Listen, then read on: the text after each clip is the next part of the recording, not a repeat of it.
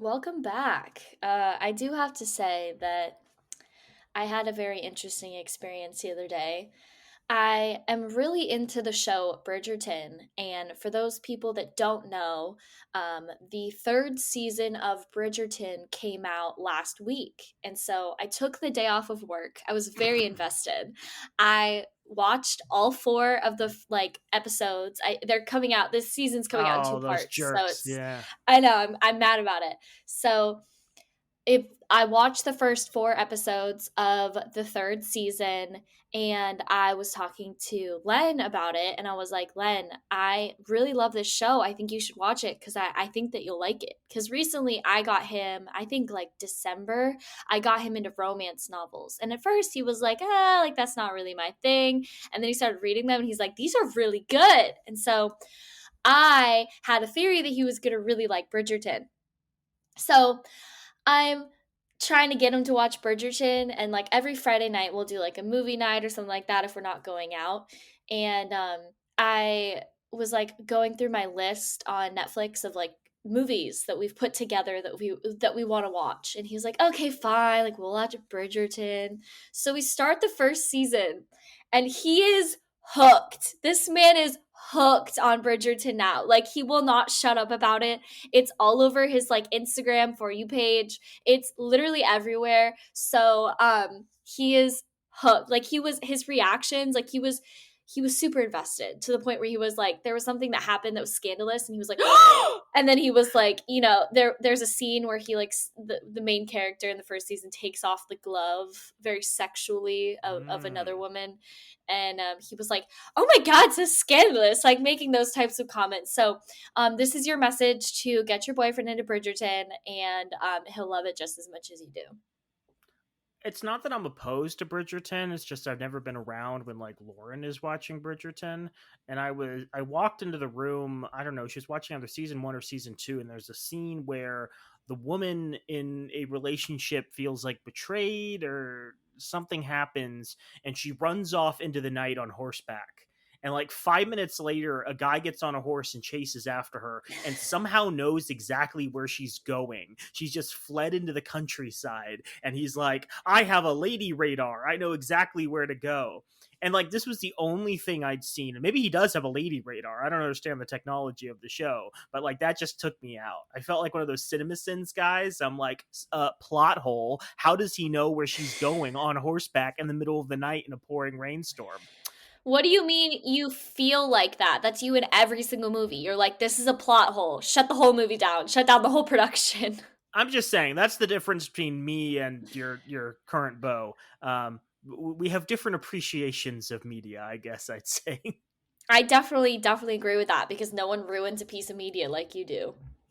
Aw, you say the sweetest things.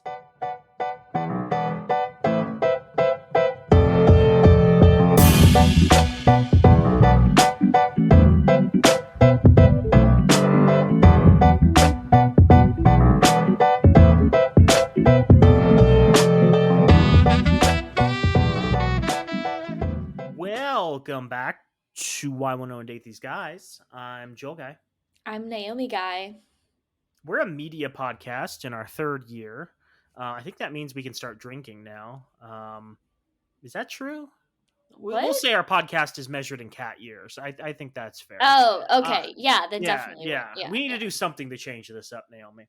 But yeah, we are discussing sex, media, blah blah blah blah blah. And this week we are discussing a book actually on sex and sexuality and the early internet, which I have found incredibly interesting. That has a lot of little vignettes from the development of internet and social media and different apps that I think help explain how we've arrived at the world we now face of incredibly terrible dating culture and etiquette. I don't know if that was the author's intent, but there's definitely some takeaway lessons, and I frankly learned a lot. So I'm excited to share it with you. Before we dig into it, though, I do have a drink, Naomi.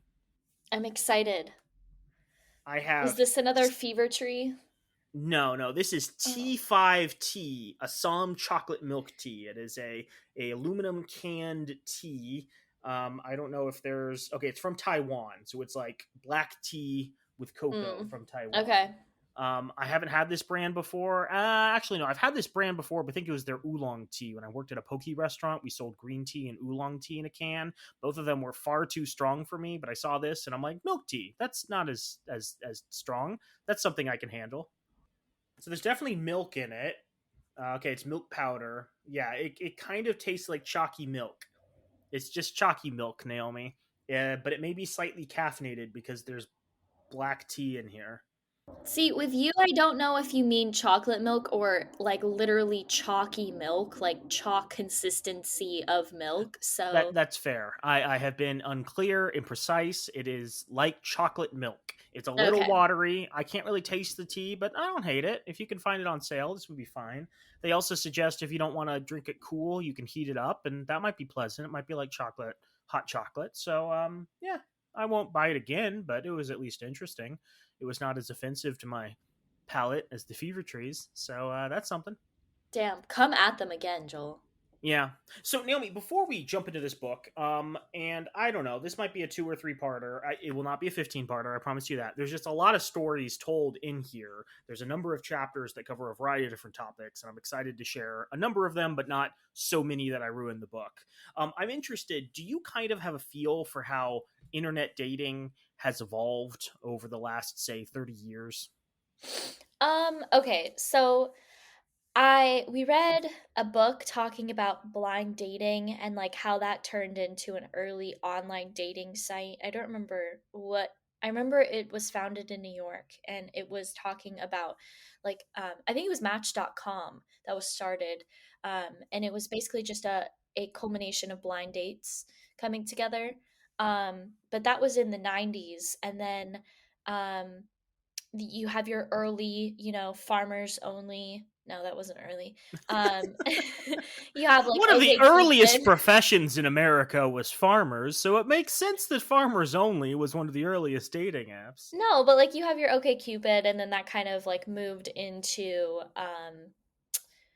like dating apps that we see today. But before that, it was mainly just like you met people through, your friends or your family or, the old fashioned way, which was meeting actually in person and like asking for their phone number. I was thinking about this the other day and I was like, we have really moved away from that. Like, we have really moved away from like natural interactions where like you'll just go up to someone and be like, hey, like I think you're attractive and like we go to the same gym, like would you like to go out sometime and grab a beer? Like I don't think anyone that I know would have the guts to do that. And I don't know if that says something about the people that I hang out with or if that says more about like society now. So Isn't I think that that's weird. like isn't that a good thing? Women are like, "Oh, I'm not constantly approached by sexually aggressive men. I get to live a life." I'm not saying that the sexually aggressive men have stopped being sexually aggressive. I'm just saying that like on a normal dating situation that has What stopped. Naomi's saying is all of her friends are beta males. I think that's very clear from this conversation. Thank you for sharing that, Naomi. It's a little offensive, but I won't tell if you don't tell. I need to leave right now. I have something better to do. Okay. I don't want to be rude, but it sounds like I have a lot to share with you because there's a whole lot going on under the hood of Yeah. internet culture. You definitely have a lot to share with me. You always do. Yeah. So I found this book at a local Changing Hands, which is like a Phoenix area bookstore. I always like enjoying like digging through the gender and sexuality section and finding interesting media and content because often there will be things that I've never heard about online. And compared to some of the other books, this is not nearly as well known. Compared to something like Men Are From Mars, Women Are From Venus, or anything by Steve Harvey, this is significantly less popular. I found the Amazon page for it has a 4.3 star rating with 35 reviews. So it's still got a ways to go. But in fairness, like we've reviewed some books before and talked about some books before that did not have a lot of interest, I would say, in the internet space. One good example would be Front Porch to Back Seat, which is a 4.2 star on Amazon and 42 ratings. So, like, I'm That not was a reviewing. really good book. Yeah, I'm shocked because that's like an academic book. That is like a very helpful insight into like dating Yeah. culture throughout like the early 20th century. It's like an incredible resource, and I'm disappointed more people haven't read it. But I guess my point is like we don't just review popular things; we review useful content as well. And I found this to be a very useful text. The author I can't find very much information about. Like pretty much the information that's on the back flap is as much as I found online. Her name is Samantha Cole. She's a senior editor for Motherboard, which is Vice's science and technology outlet, where she covers sexuality, online culture platforms, and the adult industry. Her work has appeared in Popular Science, Fast Company, and Al Jazeera, and in 2020, she was nominated for a Writers Guild Award for the Best Digital News Coverage. So this book is a series of miniature little vignettes talking about different parts of the internet and how their cultures emerged. And she talks a little bit in the intro about like why she wrote this book and some of the things that she wanted to preserve. But I think the general idea that's really important to keep in mind is that very little of the internet is actively being preserved right now. Like I read some frightening statistic the other day where it was like someone looked at a bunch of news websites from like 2015, and they found like snapshotted articles on these websites, and something like 40% of the links embedded within these articles on average just didn't work. Right? They didn't lead anywhere anymore because so much of the internet is periodically scrubbed because people want to save server space, because websites go defunct, because someone no longer wants to post keep something on their Facebook that they posted a while back. And so what that means is that it's actually very difficult to be an internet historian. You have to kind of use oral tradition. You have to go back and find the people who were on the internet at this point in time, or be old enough that you remember this stuff and can kind of recount it as accurately as possible. And that's kind of frightening because there's been a lot of really interesting developments going on in the internet ever since the 1980s to present, that are just not being preserved in any meaningful form. And I don't know, like I don't think that everything that's being erased is necessarily bad. Like if a website has like a upcoming movies page, I don't know how relevant it is that they scrub it every week to update the upcoming movies, or if like a town has a website with upcoming events. I don't know how meaningful it is to like save snapshots of what it looked like 2 years ago for upcoming events that have long since passed. But I do think it's frustrating that currently there's not a huge impetus to preserve the written records, at least written in the sense of digital media that's been created, and so much of this is vanishing. And so I really appreciate her putting together this piece because it clearly took a lot of legwork. It wasn't as though she could go back and find a lot of these websites. She actually had to go and interview a lot of people in order to find this information. So she says in the intro, when you peer under the surface of consumerism and chaos and back into the history of the internet, it is clear that the internet was built on sex, and sex has remained its through line no matter how hard some people try to deny it. A demand for sex built the shopping cart, the browser cookie, ad revenue models, payment processors, and the dynamic web page. The desire to explore and share our sexuality constructed the internet piece by piece as we know it today. And then, technocratic billionaires betrayed the sexual for the sanitized and safe. We started labeling things safe for work and not safe for work, a binary that's telling of who we allow to call the shots. Sexuality is either unsafe or safe under a pretense of labor, depending on whether a boss is cool with it. Capitalists built walls around the safe parts of the internet to appease investors, advertisers, banks, and zealots, and pushed everyone who didn't comply into the margins. But there's a catch. There is no adult side of the internet. The internet isn't a wall with sexy stuff on one face and family friendly on the other. It's a web. And the way we knit that web together from the very beginning in the 1970s chat systems to today is a choice. They include how we defend or concede our dwindling rights to sexual expression online, how control of that web looks, how we choose who gets to decide and participate, and how these decisions shape our lives away from the keyboard and at what cost. So already, like, you can see what's probably going to be the dominant theme for the entire book, which is the internet created a lot, or sex on the internet created a lot of the technology that today we kind of take for granted. Some of that technology, I'm like, oh, woohoo, awesome, that's cool. Others, I'm like, I don't know. I don't know if I needed pop-up ads, but good on porn processors for, coming up with a way to do that. But then there's also this key element of exploring sexuality and the different avenues people have in digital spaces for exploring different aspects of their identity that they probably couldn't do too easily in the 1960s, 1970s, when, a lot of America lived in relatively small towns and didn't have a lot of opportunities for, connections. That's not to say that didn't happen. Like, obviously, there were, fervent zine communities. There were people communicating in the form of letters and, phone calls. Television was a way people could communicate by, spreading messages across the airwaves. But, like, the internet allows very direct communication that doesn't have to be, like, coded or, hidden. There are all these separate spaces that people can exist in without worrying about, being judged by others. Any thoughts so far? this is like a very interesting perspective thus far. So I'm kind of trying to piece it all together slowly. So I'll make comments when I finally pieced it together.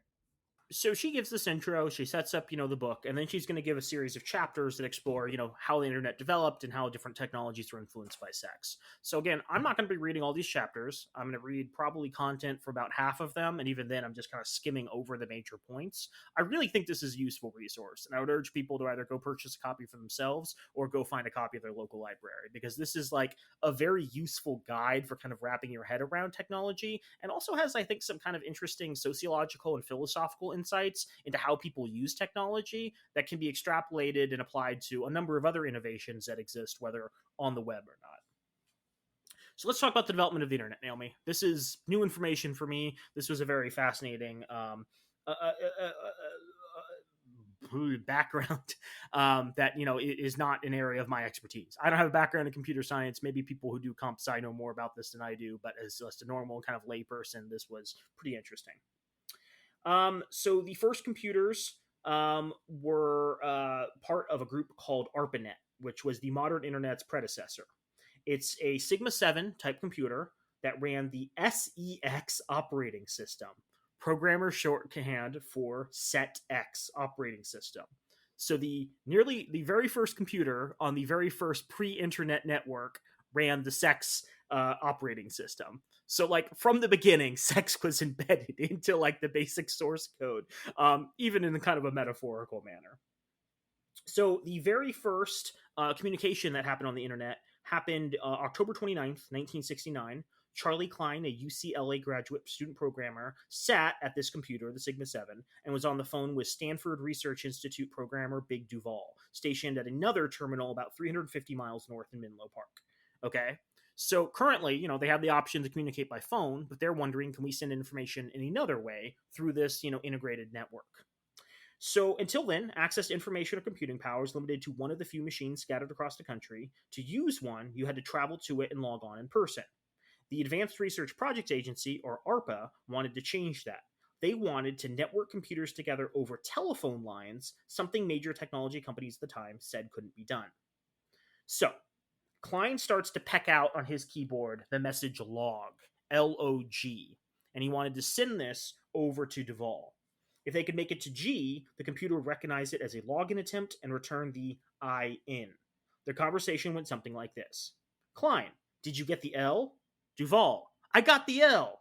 Klein, did you get the O? Duval said, I got the O.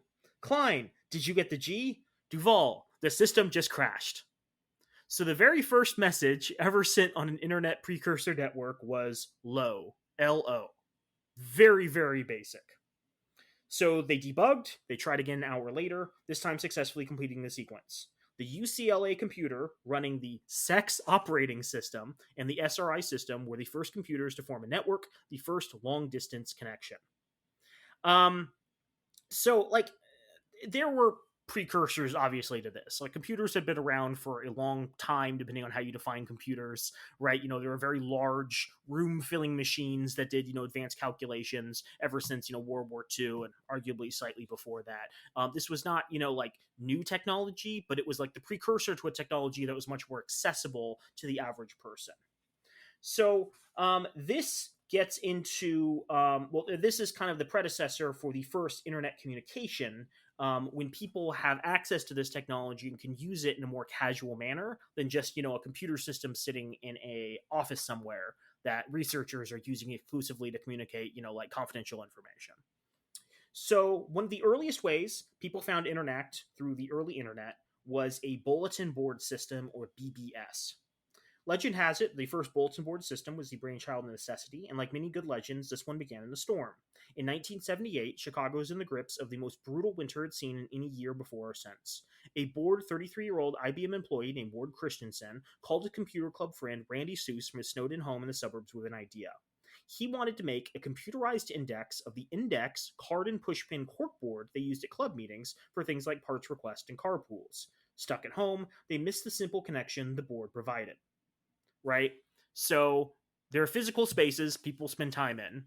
right, for their hobbies. Could be a bowling alley, could be, a machine shop, could be a library, and there would be cork boards where you could put up, different requests. Hey, I'm looking for this book. Hey, I'm looking for this part. Hey, I'm a babysitter. My rates are this. I can travel, here are my hours. And he was like, well, what if there was a way to access an virtual version of this? So rather than a person having to travel to a physical location to see the services that people had or see what people were looking for, they could sit at home and log in and access that information in whatever place they were. So they started working on the CBBS, the Computerized Bulletin Board System, and went live a month later in February of 1978 when transportation systems finally thawed enough for them to visit each other and get the thing online. So initially, home computer owners could communicate with one another using a telephone line and a modem. So people weren't yet users of a network, but they were callers of a network. They would literally call through the telephone line and receive the information back in that manner.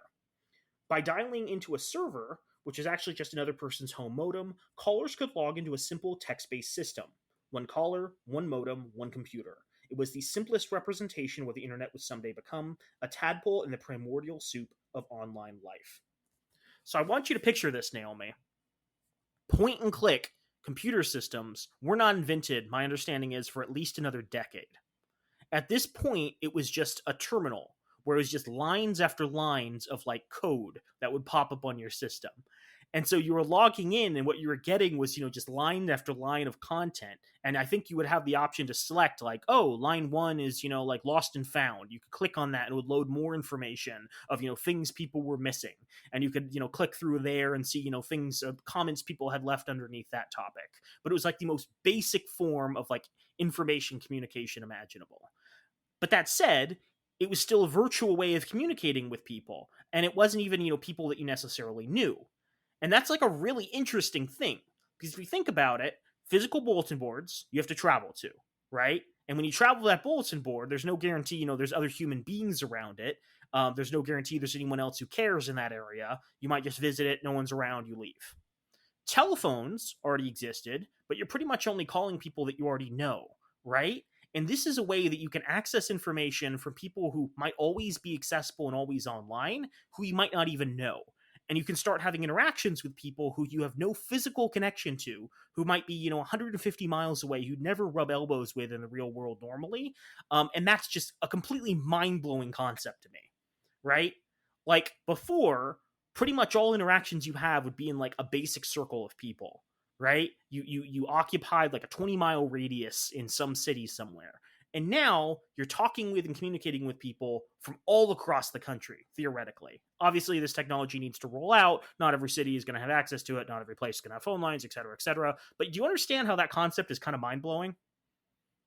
It definitely is kind of mind blowing, especially since like originally communication was, via a phone or a letter at this time. So having that instant communication with other people across the country was, I think, like very obviously it was very mind blowing for the person that was using it for the first time because they're like, oh, my friend Sarah across the country lost her Tiffany bracelet, and I know about it in Michigan when she's in Oregon. Yeah, I think that's a good example. And you can already kind of automatically understand how this would be a very interesting opportunity for people to speak openly about sex. You're communicating anonymously with people you're never going to meet, so you can explore kinks that you would feel uncomfortable doing with like normal people in your everyday life. We talked, in different episodes about how World War II kind of kicked off the modern homosexuality movement, gay rights movement, when you had a lot of people from wartime coming together in like platoons, interacting with people they'd never met with from all across the country, like, oh my God, there are other people like me who are gay. And they came back from the World War II and were like, hey, I feel like I deserve rights. And this kind of kicked off, decades of gay liberation after all these people had been in the same physical space. But now you can replicate that without needing to be in the same space. That's really mind blowing. Where you can be like, hey, I'm gay. Anyone else out there? Or I feel like I have feelings for another man and I'm a man. And other people are going, oh, yeah, I have that. Oh, I have that too. And you can start having these conversations in, a manner that doesn't isolate you, that doesn't force you to, be shunned by your peers, that gives you, a freedom you didn't have before. And even beyond sexuality, you can imagine how this applies to things like the civil rights movement. You can imagine how, African American people who might feel isolated in small towns suddenly can communicate with other African American people. Native American people can communicate with Native American people, et cetera, et cetera, et cetera. So this is like a really, really liberating concept in technology. And I don't want to pretend that this was, something that everyone had access to, because early computers were, clunky. They required a lot of technological know-how. They were very expensive. So, this was something that typically wealthier people or like just huge nerds would pretty much exclusively have access to. But you can see how, as this technology expands, it has a very liberatory effect. And I think that makes it both exciting for a lot of people and scary for other people who don't want there to be this element of liberation spreading across the country. I want to give this really interesting anecdote from the early internet, and that's about a trans activist named Sister Mary Elizabeth Clark. So, after a long military career, active duty in Vietnam, 2 divorces, crises of faith, and feats of activism, Sister Mary Elizabeth Clark was leading a pastoral life of service when a trip to rural Missouri to help tend a local herd of cattle led her to meet a young man with AIDS. The man was isolated by his bigoted community and wasting away under the secrecy of his condition. In that area, if anyone found out someone had AIDS, chances are their farms would have been burned, she said. He had nowhere to go to find out about the disease. He didn't have a private phone line, but he did have a home computer. And Sister Mary Elizabeth had an idea, an online service for people like that young man who didn't have access to safe and private medical help, but could log on to a bulletin board anytime. UC Irvine student Jamie Jemison was already running the AIDS Education Global Information Service, or AGIS, AIGIS, but it was floundering. Sister Mary Elizabeth took it over in 1990, inspired by her meeting with a young man in Missouri, and turned it into a BBS system that saw more than 300 visitors an hour at its peak. In 1999, it saw 25 million hits per month. She spent 18 hours a day keeping the board updated with information from the latest journal articles and medical studies. The information she provided was life-saving for some. Doctors as well as patients logged on to read the latest on experimental treatments. It was a one-woman online journal with no precedent. This is strictly an act of love, she said.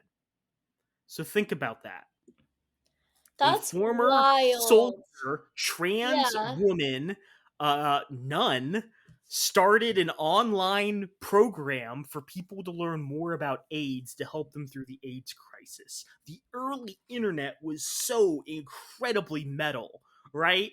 Like if you told that story today, if you did like a movie about that today, they'd be like, "Oh, the woke mob coming up with these crazy concepts." It's like, no, that is reality. That is real life. And that is an example of how people from disparate communities, from these like, really scattered backgrounds, can gain power, can gain like control over a situation through like the revolution in communication that was internet technology.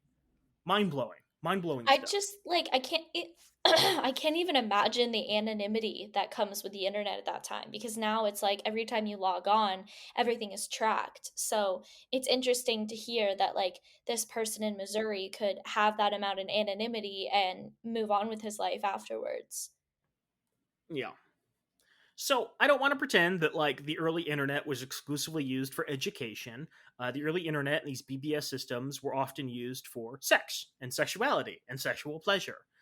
Now you can imagine that for text-based interfaces, there was a limit to what sort of content could be published there. But boy, there was a lot of that sort of content. So as BBS populations grew, again, think of these as like early message boards. They were the first to grapple with censorship of free speech rights. Some installed profanity filters to automatically censor body language in public chats. One early BBS, The Keep, declared in its rule document no such thing as freedom of speech. Everyone was encouraged to speak freely, but not at the expense of others' enjoyment of the system. So this is interesting. Like today we would say like, hey, there are kids on the internet. Look out, make sure that, there's something you click through. But in the early internet, the odds are that the vast majority, 99% plus of the people using it were legally adults. And so this raises like an interesting question. You don't even have rules for how this etiquette works where you're a bunch of anonymous people communicating with one another. Why would you necessarily assume that censorship is needed? Right? This is this amazing liberatory force. Why would you say, oh, you can't say fuck on the internet? And obviously there are some forums that went in one direction, which was very censored. Others went in a completely different direction. But there's this tension that I think has survived even up to the modern era, where there are some people who are like, no, the internet needs to be safe and sanitized, and everyone needs to be able to spend time on Instagram without, oh my god, seeing a nipple. And then there are other people who are like, we need to allow places like the dark web to flourish, because it's important to have the access to buy legal drugs and I don't know, weapons without the government knowing, and that's how we keep our constitutional rights or whatever. And like, I'm not endorsing either of those views. I think there's a way you can kind of cut it down the middle. But yeah, those like elements of censorship and how people think about the sort of content that people should be accessing have really been there from the beginning. On the Well, which was another BBS board, the more taboo conferences were some of the most popular. San Francisco minister David Hawkins started the Sexuality Conference in 1985, and it was a hit. One topic, titled Is the Sexual Revolution Dead?, got more than 100 responses in a week. Many of these BBS system operators devoted their online worlds to porn. They had such incredible names, Naomi, as SleazeNet, ThrobNet, and Pleasure Dome. These sites really typically used to let callers know what they were getting into when they dialed in. Accessing a BBS was an intensive process, usually involving a series of questions about your location, age, and interests. Sometimes gaining membership involved picking up a phone to speak directly to a system operator or a sysop. That's funny, given some of the language that has evolved in recent years. Pleasure Dome was a BBS run by Virginia Beach resident David Taylor in the mid-90s. It joined BBS Direct, a company that set up local access phone numbers in 100 cities so people could call without worry about burning through long-distance charges while they scrolled. Right? You're operating through a phone line, and you used to have this incredible thing called a phone bill, which if you were calling long distance, like across the country or to other countries, you get charged significantly more for access. So this is a crazy innovation, setting up these kind of nodes across the country that downloaded that information so you could call a local node and not have to worry about the long-term charges. The early internet was very interesting with how all of this like monetary stuff was handled. So he sold subscriptions to the Dome for $30 a month or $40 a year. Women, of course, got in free. Taylor told the local newspaper, which published a curious look at Pleasure Dome, that he vetted new subscribers and their age and gender subjectively by calling them on a landline and hearing their voice. This was also the same period that sexy CD-ROM games and galleries were getting popular among porn collectors and first-time PC owners who wanted to test out their new toys. Program discs like Penthouse Select-A-Pet and Virtual Sex Shooter games and galleries held pornographic images that could be easily saved and sent over email, arranged for delivering in BBS. Porn piracy started almost as soon as porn hit the internet. So this is a problem that has existed for a long time. When you have a file, you want to make sure that people can easily download it and access it. But by nature of being easily downloaded and accessible from a disk, that also means it's easily copyable, so you can take that information and paste it somewhere else and upload it to one of these BBS message boards. Typically, BBS communities before pirated porn took over prioritized sharing banter over sharing files and was driven by genuine connections. A lot of little dramas played out among users that happened in public view of anyone else who happened to dial in. So, pretty much everyone was communicating in one space. There could be like sub forums, but if you were like typing back and forth with someone, there really wasn't private chat. If you like had a beef with someone or like, you fucking idiot, you would be doing it back and forth and anyone who logged in could see it. It was like two people were screaming at each other in public and you're just like, hey man, I'm just trying to get like my coffee over here. I don't want to get involved with this. Did they mention how long you could see the chat history for? That is a good question. I don't know. I would assume that the information was stored, especially if you had something like an age directory. So maybe it was like certain information was stored and certain information was deleted. I don't know what it. Obviously, like there's not a lot of memory involved in storing text-based information, but there wasn't a lot of memory in general back then. We're looking at like 4 megabyte drives. So yeah, I don't have a good grasp of that, but I agree that's an interesting point. It's hard to keep up with the drama if you can't scroll back through the last day's worth of stuff. You kind of always have to be logging in order to stay updated if they are wiping it. So that's basically what I want to talk about with early message boards. They do a discussion here about Echo New York City. Echo was known as East Coast Hangout. which was a place that people could log in and spend time and talk about stuff that was related to New York. And it was like a very very basic interaction. And they go into a little bit detail about the friends people made and the interactions they had there.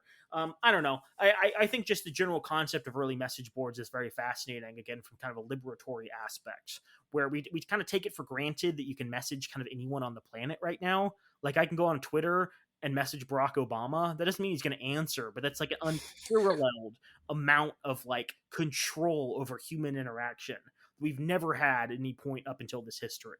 So again, the idea that you're going from people being isolated in small towns to people being able to communicate across the country, even the world, is just mind blowing.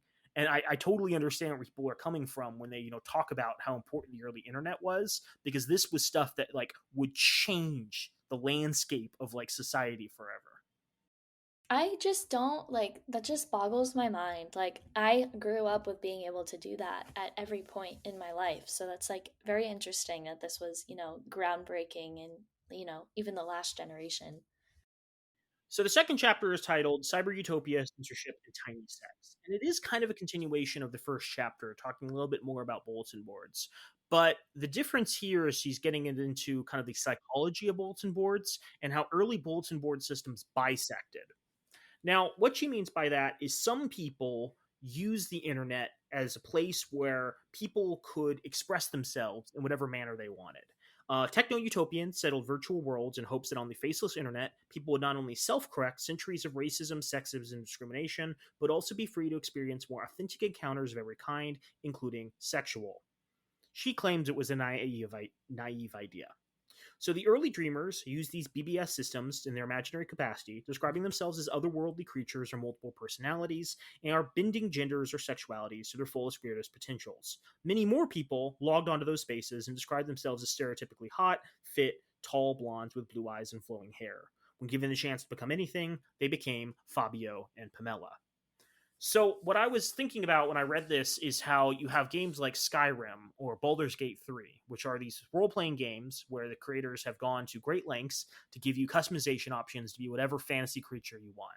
Right? You can be a demon, you can be a dwarf, you can be an elf, you can be, an orc, you can be, some kind of aquatic creature that has, gills and speaks in a funny accent. And the majority of players do not do that. The majority of players just default to like a stereotypical brown haired male with a beard. And a lot of developers have expressed frustration with this, where there's this expectation that you have the ability to customize however you want, but the majority of players just don't do that. They kind of just create versions of themselves or generic hero character. And I think the early internet was very similar, where a lot of people had the opportunity to pretend to be whatever they wanted to be, and some took advantage of it, but the vast majority are just kind of logging on and being themselves.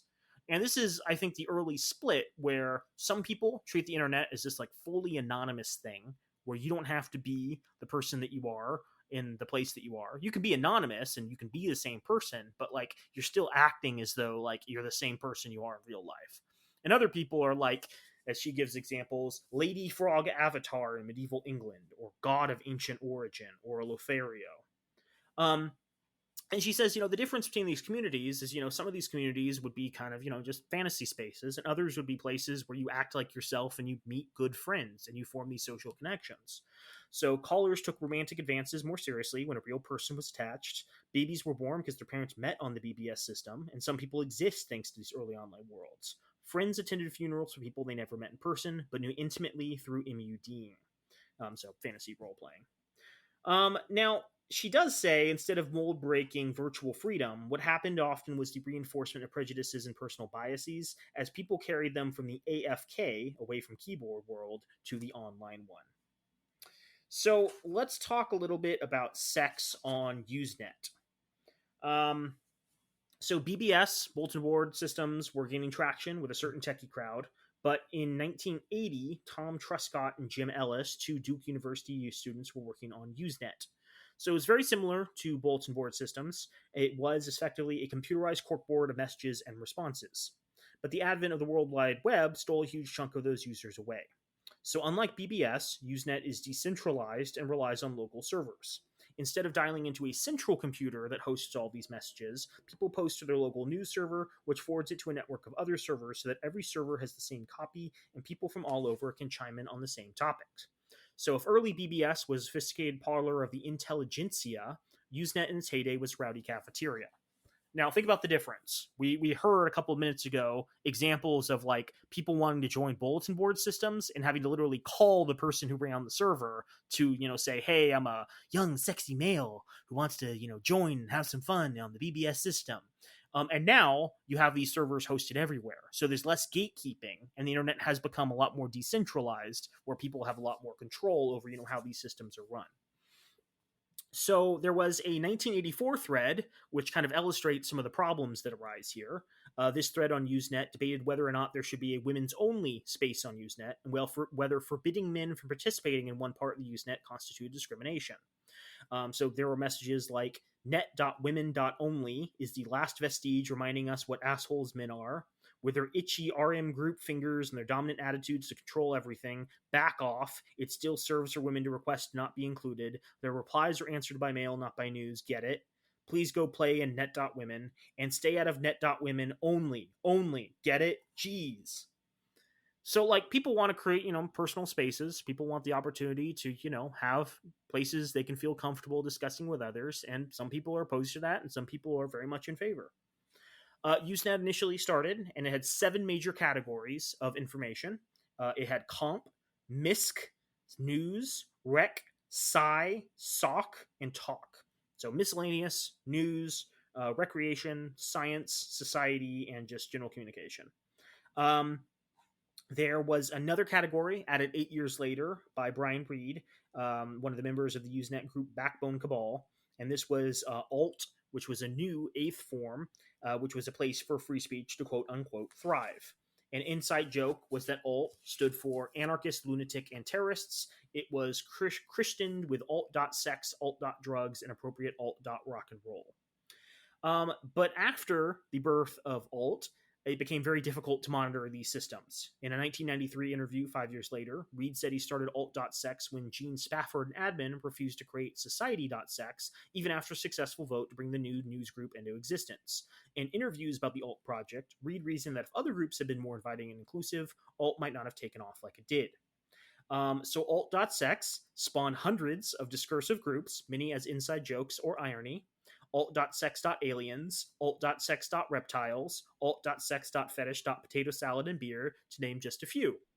Even outside of the alt hierarchy, users held years-long conversations about sexuality. On rec.scuba, one discussion about whether it's possible to have sex during scuba dives, complete with asides and cautionary tales about Vaseline, went on from August 1997 until January of 2020.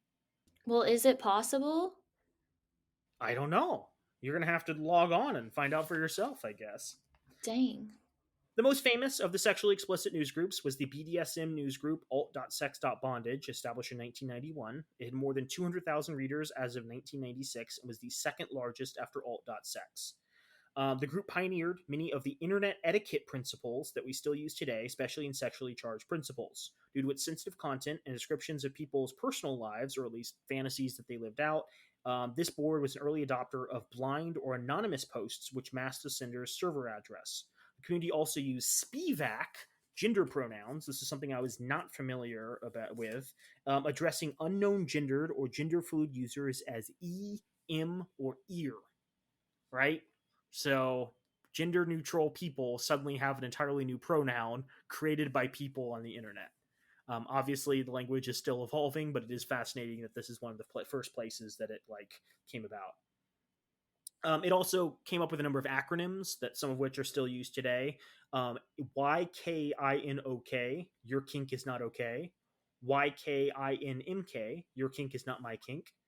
YKINMKBYKOIOK, your kink is not my kink, but your kink is okay. TPE, total or power exchange, used in BDSM contexts. HNG, horny net geek, someone who sends too much unsolicited spam. And CHDW, pronounced chudwa, a clueless het dom wannabe, a straight male dom who is faking his way through it. Why do you just just write it out at this point. Like, if you were a new user in any of these forums and you came across any of these acronyms, you'd be like, what the hell is going on? Like, are these just mistypes? Like, it doesn't make any sense. Is there a key when you log on to these forums and it's like, this is what this means? That would be helpful. I've seen that in research papers. Start doing that. Yeah.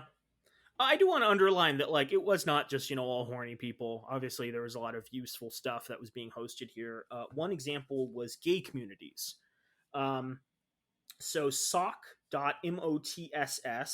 was a international Usenet group founded by programmer Steve Dyer, which was a place for net-savvy queer individuals to gather and talk about anything at all.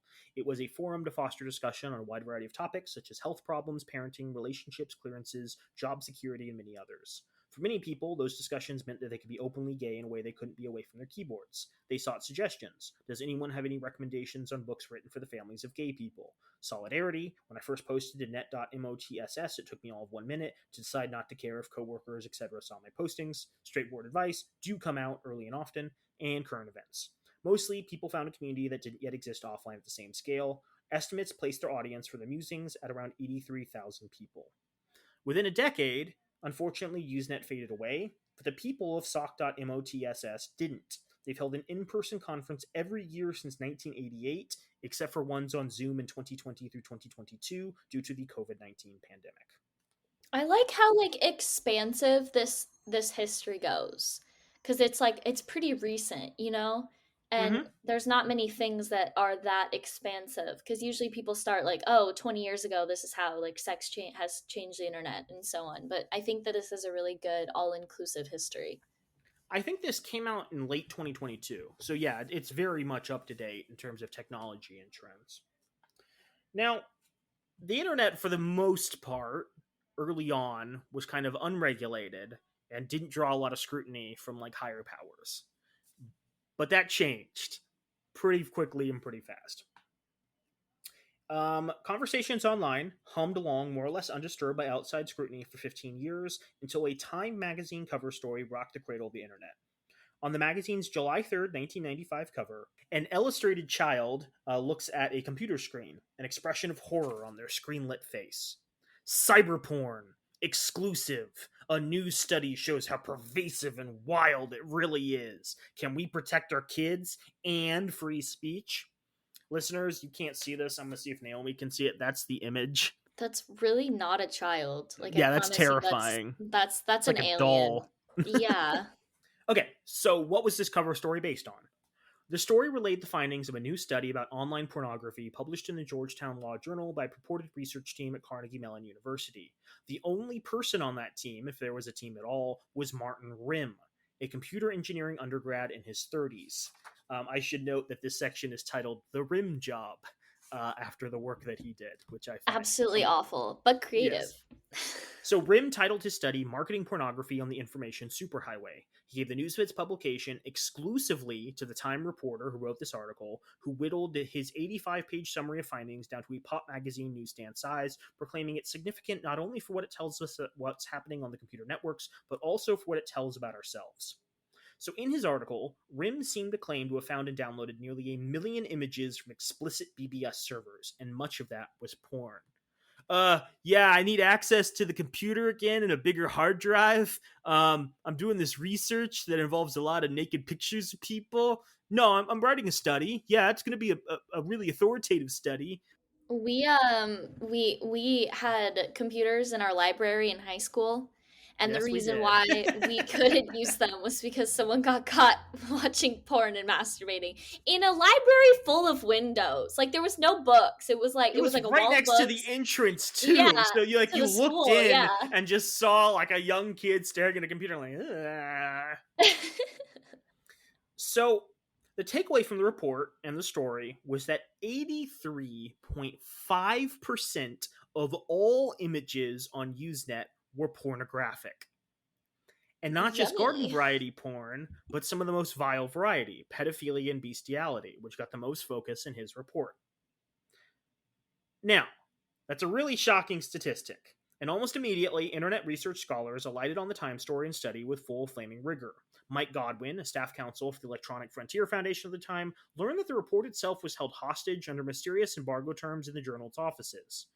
So he already knew about the study. He had caught wind of it nearly a year earlier. He was asked to endorse it as legitimate, but Godwin refused to do so after Rim would not show him the full text of his findings. So Godwin was able to get access to the office on a weekend. He and his friend photographed the study and sent the photocopies by Federal Express mail to scholars and researchers in his personal network. As the photocopies made their way to these prospective fact checkers, Godwin began typing up selected passages of the Law Journal article and posting them on the Well BBS group so that academics and journalists there could get a taste of what was methodologically and rhetorically questionable about it. So Godwin, who had met his first wife on an Austin, text-based BBS more than a decade earlier, knew that internet forums would be important to the future of American discourse, and he was deeply invested in protecting internet freedoms before most of the country came online. So Rim admitted that his own findings were impossible to replicate, which Godwin took to be evidence of intentional fraud. If anyone at the time had looked into Rim's history beyond the illusion of prestige that came to be associated with Carnegie Mellon and Georgetown, they may have noticed a pattern of hucksterism. Years before, Rim wrote a New York Times op-ed about the danger of casinos near his Atlantic City high school in 1981 while working as the editor of his school newspaper, then embarked on a gonzo undercover investigation in which he impersonated a sheik to get into the casinos. The story was credited with helping to raise the gambling age in New Jersey from 18 to 21. His self-published book, An American Playground, was a love letter to Donald Trump-style grifterism. Another self-published work by Rim, The Pornographer's Handbook, How to Exploit Women, Dupe Men, and Make Lots of Money, has an ISBN, but no trace of the book's actual text exists today. Some critics speculate that Rim tried to use the absurd title as a Trojan horse to convince pornographers into letting him into his servers for the study. So, the research in his study was unforgivably flawed. He seemed to draw his conclusions from a very narrow subset of BBS and Usenet groups, and his data collection efforts were highly suspect since he did not make them transparent in his paper or in interviews after. Researchers who analyzed the study believe he may have only been looking at one BBS group, the Amateur Action BBS, run by Robert and Carlene Thomas, a California couple whose 1994 federal jury conviction for transmitting images of bestiality, incest, and extreme BDSM pornography across state lines drew national headlines. Regardless of where his reportage came from, it was clear he was only looking at a small slice, a percent of sexual content online, most of it only reachable via a BBS phone line. He also wasn't looking directly at the porn he claimed to analyze. Based on his own scant methodology and the work he was building on following the CMU censorship kerfuffle, he had only collected the text descriptions of the images from adult BBS files and then assumed that the descriptions were accurate to the content. In many cases, they weren't. Someone might title an image something like "tied up bitch," which could be a joke image of a female dog on a leash, rather than something that was BDSM related. Sorry. Thanks. I appreciate that. Yeah. So this report says that 83.5% of images on these BBS groups are pornographic, and many of them contain illegal content. And everyone's like, holy shit. And then people dig in and it's like, are you just looking at an exclusively pornographic BBS? And even then, only 83% on that like exclusively pornographic server is like actually porn. And even then, you're not really sure because you're looking at image descriptions, not images. And even then, you won't actually share like your methodologies. Like horribly flawed from the get. But he gets a time story. And fortunately, this gets run up the chain to the people in power. Senator Charles Grassley of Iowa waved a copy of the magazine around on the Senate floor. Grassley demanded the story, not the study, but the article about it, be entered into the congressional record. He used it to bolster his argument that the internet was rife with sexual dangers that minors could stumble into and online pornographers that needed to be stopped. For the children, Congress was in the middle of debating the Communications Decency Act, the CDA, an amendment of the 1996 Telecommunications Act, and a piece of legislation that aimed to limit how pornographic and obscene materials could be disseminated digitally. Grassley, along with CDA author Senator Jim Exon of Nebraska, argued that internet service providers, including BBS owners like the Thomases, should be held liable for any content transmitted that could be interpreted as obscene, lewd, lascivious, filthy, or indecent. Rim's report, which implied that most of the internet consisted of porn, was a godsend to their case. So we'll return to this in a second. But Naomi, Do you see any problem with saying they should be held liable for any information that could be interpreted as obscene, lewd, lascivious, filthy, or indecent? Yeah, because well, on these forums, I'm assuming that anyone can post on them. So you don't know, you can't track them, and you like this is there's it's very anonymous, so you're just going after the people that own the forum, but there's more people posting on them, but also you'd have to go back to like because there is so much pirating of porn, when you have to go back to the original source of the that like of the porn in the first place. Eh, I mean, I agree with you. I think, one of the problems is, you may have 100,000 people logging onto a BBS, and so it's very difficult to regulate the content that all of them are producing. I guess I was thinking more along the lines of obscenity is a very vague term that Republicans have been trying to broaden in recent years to include references to queer content, to gay content, to trans Mm, content.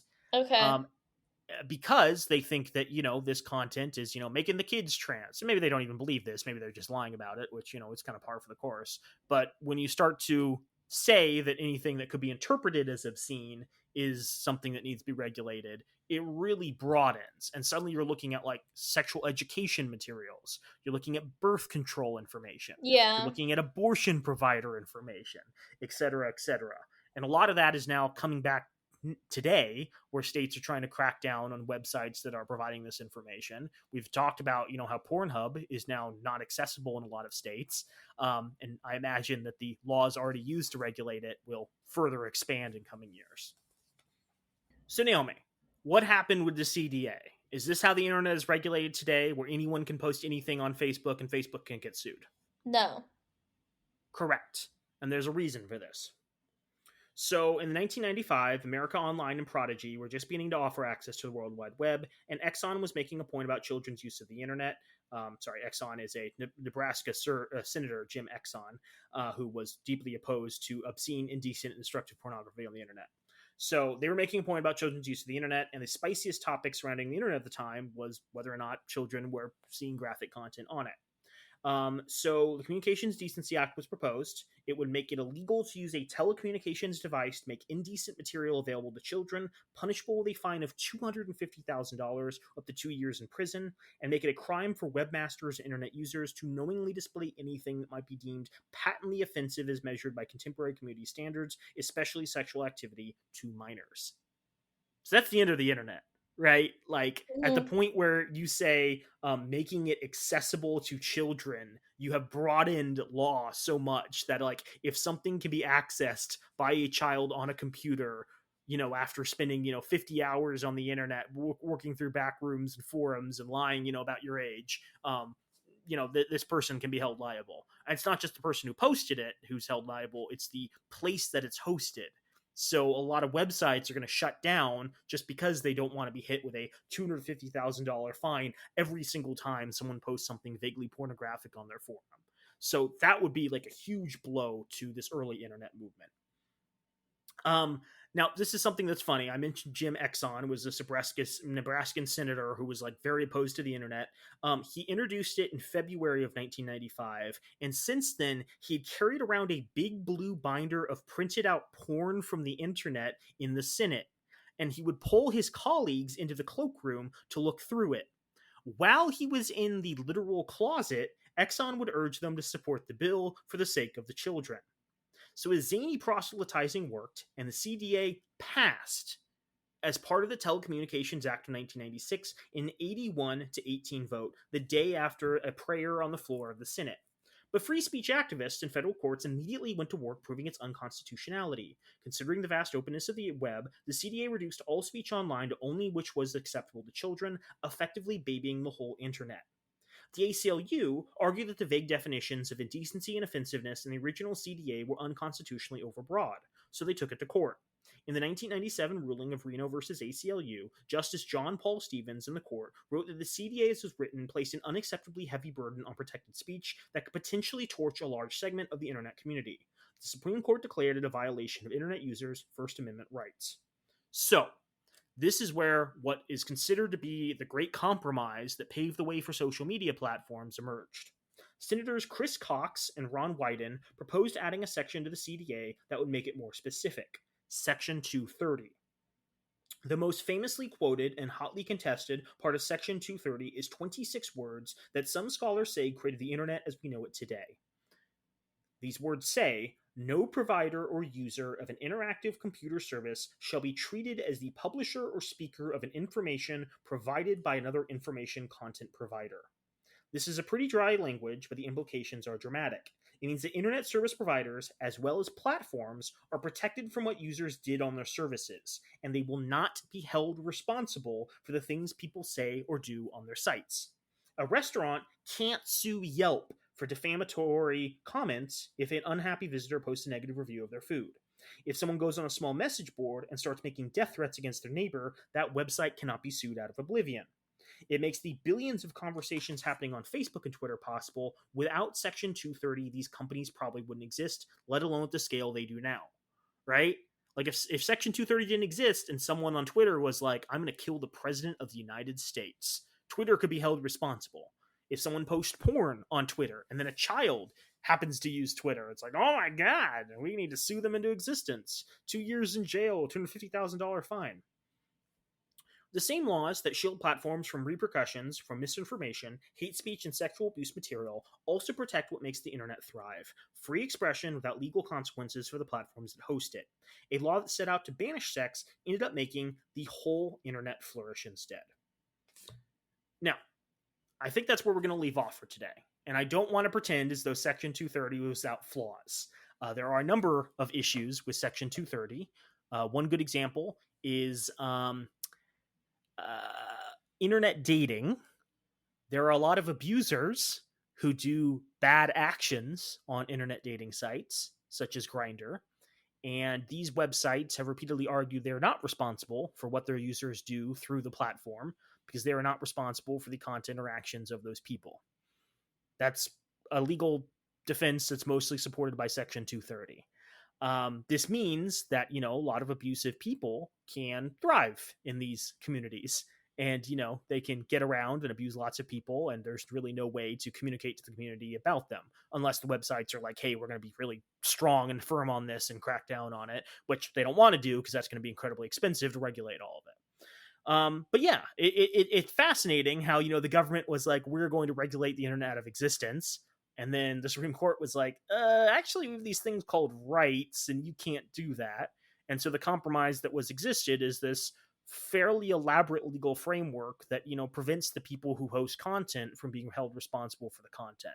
And again, that's kind of like a bulletin board. It's like, a physical cork board that someone can post information on. The person who put up the bulletin board is not the person who's going to be responsible for someone who puts up a picture of them flashing, right? They're not going to be responsible if someone's selling drugs through that bulletin board. They just own the bulletin board, right? But yeah, that's a really fascinating slice of how the early internet evolved and kind of how it continued to thrive into the modern era. Some people freaked out. Laws were put into place. Laws were modified, and here we are today.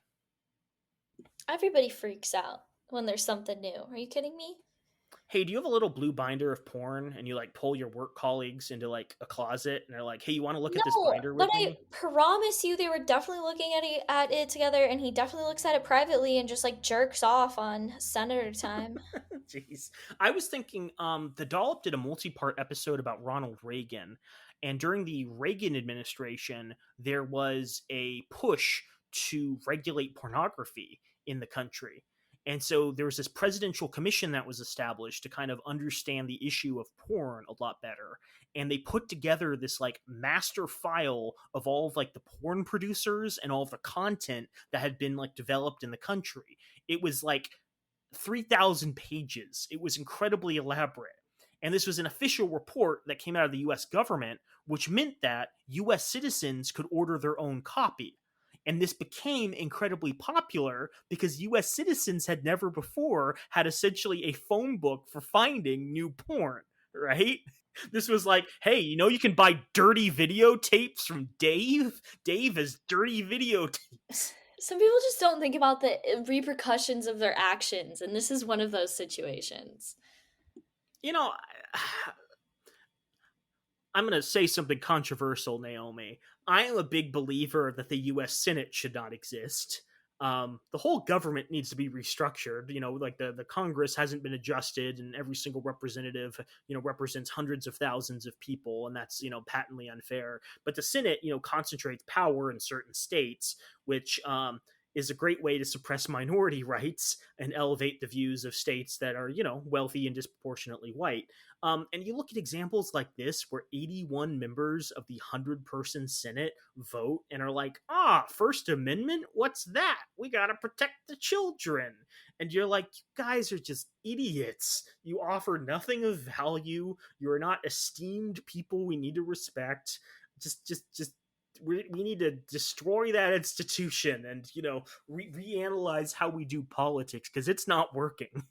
It's not a functional institution.